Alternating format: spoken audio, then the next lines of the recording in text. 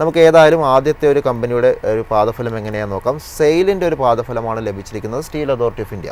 നമ്മൾ ഇന്നലത്തെ ഒരു ട്രേഡിങ്ങിലും മികച്ചൊരു മുന്നേറ്റം ഓഹരിക്ക് കാഴ്ചവെക്കാൻ സാധിച്ചിരുന്നു. ഏതായാലും പാദഫലത്തിൽ നമ്മൾ നോക്കുമ്പോൾ ലാഭത്തിൽ പക്ഷേ ഒരു കുറവാണ് ഇപ്പോൾ റിപ്പോർട്ട് ചെയ്തിരിക്കുന്നത്. 43.8% കുറഞ്ഞ് 419 കോടിയാണ് രേഖപ്പെടുത്തിയത്. വരുമാനം 3% എന്നാൽ ഉയർന്നിട്ടുണ്ട്.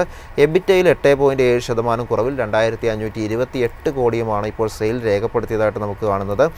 ഏതായാലും ഈ ഒരു ഓഹരിയുടെ ട്രേഡിങ്ങിലോട്ട് പോകുമ്പോൾ ഇന്നത്തെ ഒരു തുടക്ക സമയം നമ്മൾ നോക്കുമ്പോൾ സെയിലിനെ സംബന്ധിച്ച് ഇന്നിപ്പോൾ നിരാശപ്പെടുത്തുന്ന ഒരു പ്രകടനമാണ് കാണുന്നത്. 2% ഇടിവ് ഓഹരിയിൽ കാണാൻ സാധിക്കുന്നുണ്ട്. ഈ ഒരു ഓഹരിയിൽ ഇപ്പോൾ ടെക്നിക്കൽ ഒപ്പീനിയൻ എന്താണുള്ളത്? വിഷ്ണു സൂചിപ്പിച്ച പോലെ തന്നെ ലാസ്റ്റ് ഒരു എക്സ്പ്ലോസീവ് മൂവ്മെൻ്റ് ആണ് ഈ ഒരു സ്റ്റോക്കിൽ കാണാൻ സാധിച്ചിട്ടുണ്ടായിരുന്നത്. എന്നാൽ കറണ്ട് ഒരു പ്രോപ്പർ ഫോളോ ത്രൂ ക്യാനലല്ല ഫോം ചെയ്യുന്നത്. ഇന്നത്തെ ക്ലോസിംഗ് ഈ ഒരു സ്റ്റോക്കിനെ സംബന്ധിച്ചിടത്തോളം ക്രൂഷ്യലാണ്.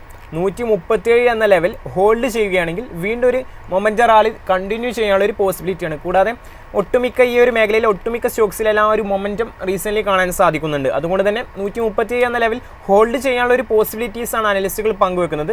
ടെക്നിക്കലി റാലി അറ്റംപ്റ്റ് ഫേസിലാണ് ഈ ഒരു സ്റ്റോക്ക് ട്രേഡ് ചെയ്യുന്നത്. 143 എന്ന മേഖല മറികടക്കുകയാണെങ്കിൽ ഒരു മൊമെൻ്റ് റാലി തന്നെ വീണ്ടും എക്സ്പെക്റ്റ് ചെയ്യാമെന്നാണ് എക്സ്പേർട്ട് ഒപ്പീനിയൻ.